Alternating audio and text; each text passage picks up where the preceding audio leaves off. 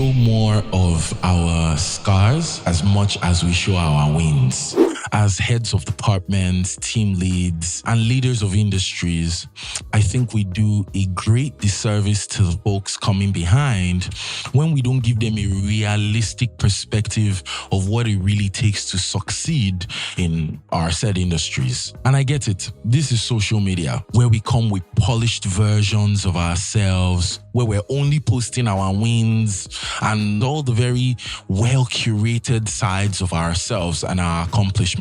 But as leaders, I think it's important we balance that out with a realistic perspective of what it actually takes to make it. And I'll share 3 of them right now. There are a lot of them, but I'll just focus on 3 main factors that I think are so important if you're going to grow in any industry. 1, leverage. You are not going to build anything of value without leverage. You're not going to grow. You're not going to advance in any of your endeavors without leverage. And for you, leverage could mean a fancy education you got overseas that gave you exposure early on in life and helped you figure out your place in the world really quickly. It could be access to some resources that your family has. It could be a mentor taking interest in you early on in life and showing you the ropes, teaching you what to do per time and helping you navigate through complex and very complicated terrain. So early on, you quickly found your fit. In whatever shape or form leverage takes, you need it if you're going to build something of value. I think we give hard work too much credit and we're not as honest about the little and hidden advantages that really helped us rise to the top as leaders in industries. It's very important that we're honest about that part. Hey, I got an internship at 19 because I had an uncle somewhere that did something for me and helped me rise. Or I had this kind of leverage. Or there was someone that opened a door for me. Or there was someone that recommended me, without which I would have never gotten here, or without which I would have never gotten that opportunity that helped me scale really fast in life. For some of you, it's that you went on a lot of vacations as kids and you were exposed to the world early, and that exposure you got from interacting with different cultures helped open your mind really quickly and give you a certain exposure that others just don't have. Either ways, you need leverage if you're going to succeed in any industry. Don't let anyone lie to you. Number 2, time. Growth takes time.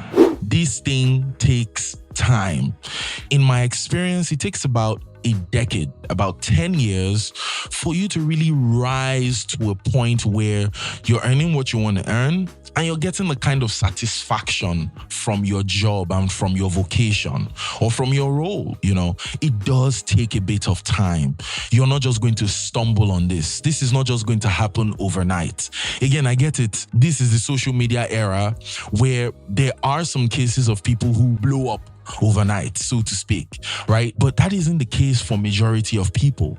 The race is often slow and steady. And it does take some time for you to gain mastery, for you to gain understanding, and for you to even experience growth. Real growth, sustainable growth that you can be proud of in your industry. Number 3, how effective of a leader you are is very well dependent on how good of an executor, how good of an operator you were. And this is very true for the creative and digital media industry, which I'm a part of. If you're getting started in the creative and digital media industry, or any industry for that matter, do not shy away from where the action is happening. You want to be where the action is happening. You want to be where stuff is getting done. You want to be where tasks are getting done.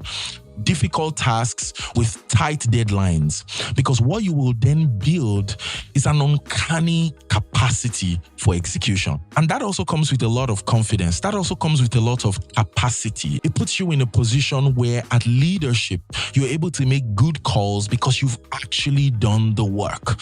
You're not just some guy that knows all the theory and all the strategies in theory, but you're someone who has actually gotten their boots dirty. You've gotten in the mud and you've done the actual work.